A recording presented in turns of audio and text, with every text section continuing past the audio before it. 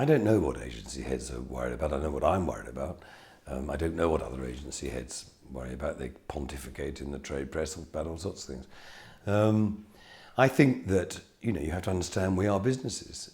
So we have to be careful about income. We have to make sure that we've got enough income to meet our costs and a margin. We have to look at our costs and make sure that we're not paying unnecessary money for things that can be done for less money.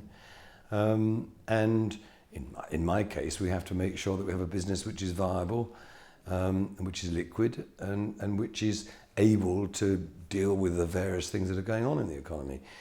You've got a coalition government in power that is likely to introduce another 1,000 million in regulations in the next 5 minutes, and then start pontificating about moral and ethical values of which they don't understand a word.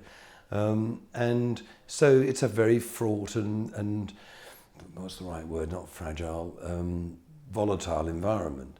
We're now supposed to pay as much tax as we possibly can, whereas I was brought up to pay as little tax as I possibly could. And now we've gone into a different mood. These businesses are very simple. They're called money in, money out. So you have to watch, you have to pitch like mad, try and get as much new business as you possibly can. Try and pay people well so that they'll do a good job, but don't overpay them so that they become lazy. And at the same time, since we're a people business and it's all about the quality of people that you have, try and be there and manage to pick up the best people who have the best connections, the best network and the best ability. And that means you have to make sure the business is perceived by people to be a successful place so that they want to work there. My growth strategy will sound like some ghastly platitude. We will grow the business laterally, which means that we'll introduce new services, vertically, which will make the services we've got get bigger and better, and internationally by operating in more and more different countries. Those are the potential growth areas.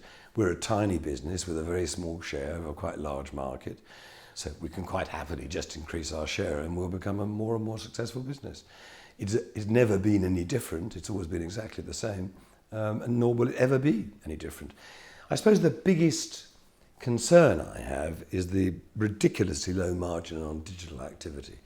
One of the problems of the industry, not just public relations but also advertising, is they've all rushed out and embraced digital and they boast about what they do and they've got all sorts of funny names of peculiar things. None of them noticed that most of those businesses don't make any money, which is why all the great big names have all been taken over or closed or merged. So if you do have a digital business, you do have to be very careful about how you run it.